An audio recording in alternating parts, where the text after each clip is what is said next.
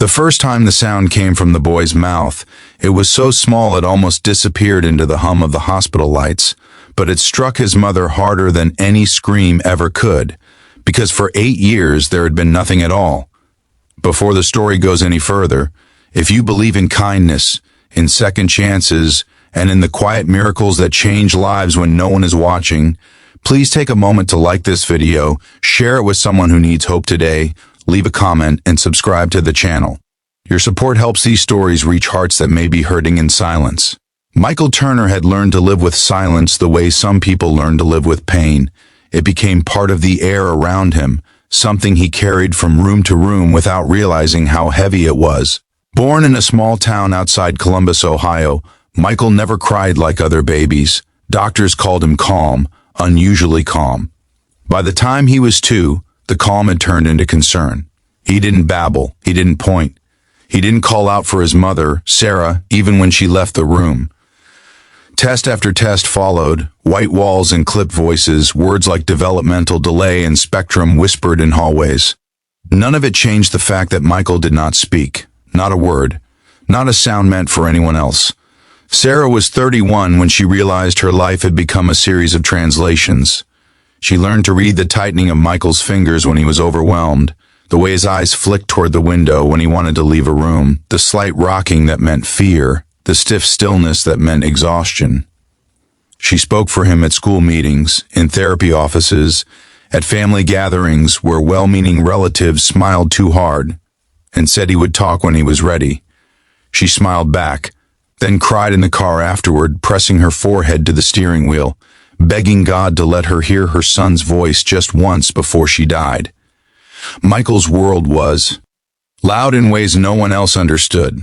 The buzz of fluorescent lights felt like needles in his ears. The scrape of chairs across classroom floors made his chest tighten until breathing felt dangerous. Words spoken by others arrived jumbled and sharp, impossible to grab hold of. Silence was the only place that felt safe. Inside his mind, thoughts formed clearly, richly, filled with color and meaning, but the path from thought to mouth felt broken, like a bridge washed away by a storm he could not remember. School was the hardest place. Children stared. Some were kind, some were cruel without knowing why. Teachers tried, aides rotated in and out, each one hopeful at first, then quietly resigned. Michael learned to keep his eyes down, to fold into himself, to disappear as much as a living boy could. At night, Sarah would sit on the edge of his bed in their small rented house, brushing his hair back, telling him about her day, about the grocery store, about the weather, about anything at all, just to fill the silence with something warm. She never stopped talking to him, even when the weight of not hearing him talk back pressed so hard it made her chest ache. When Michael was 8, Sarah's body finally gave in to years of strain. A persistent cough turned into something worse. Tests turned into scans. Scans turned into a word she had feared her whole life. The hospital became their second home, its corridors smelling of antiseptic and coffee gone cold. Sarah tried to stay strong, tried to keep routines for Michael, but children sense fear even when it is hidden behind smiles. Michael felt the shift immediately. The world that was already too loud now felt unstable, like the ground itself was trembling. Sarah worried most about what would happen to Michael if she wasn't there to translate him to the world. The thought haunted her at night as machines beeped softly beside her bed. She prayed not for herself, but for him. She asked God to send someone, anyone, who would understand her son if she couldn't be there anymore. She held Michael's hand during visits, tracing slow circles on his palm, hoping he felt how much she loved him through her skin. One afternoon, as rain streaked the hospital window and traffic blurred into gray lines below, Michael sat beside his mother's bed, legs swinging slightly, eyes fixed on the floor. Nurses moved quietly around them. Sarah's face was pale, her breathing shallow. The room felt heavy, like it was holding its breath.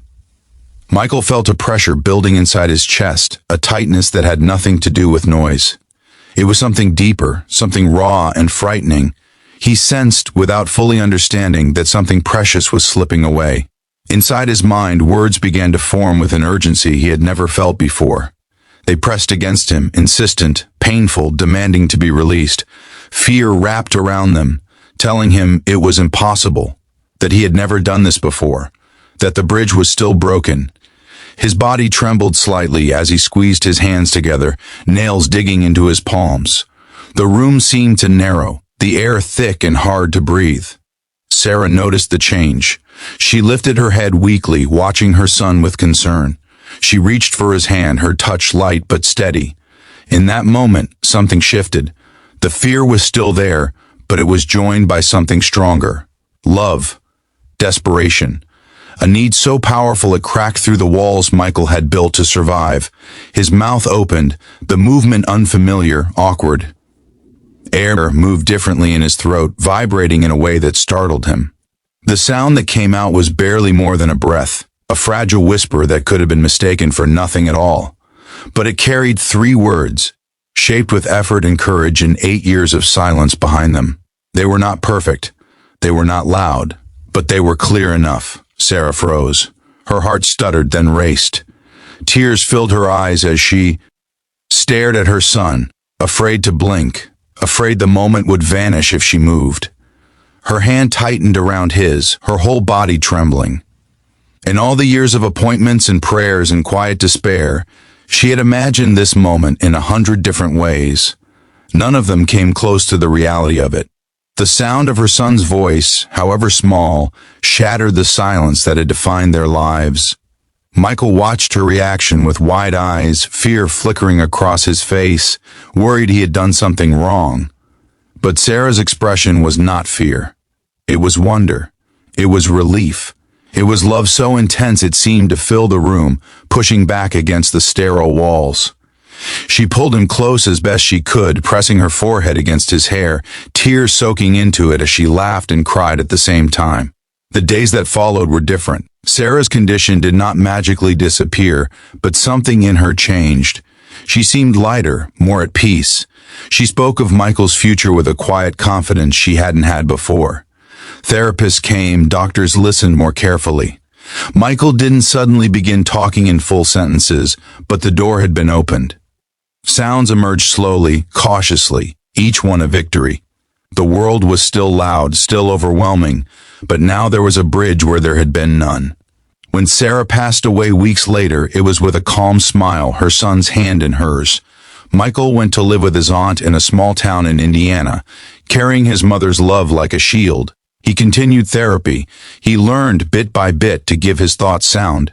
The 3 words he had whispered in that hospital room became a turning point, a reminder that even the quietest voices can carry unimaginable power.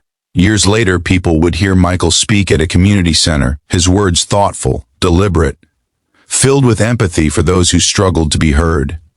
They would never know the full weight of the silence he came from or the courage it took to break it. But his story lived on in every life he touched, a testament to love, patience, and the miracles that arrive when hope feels lost.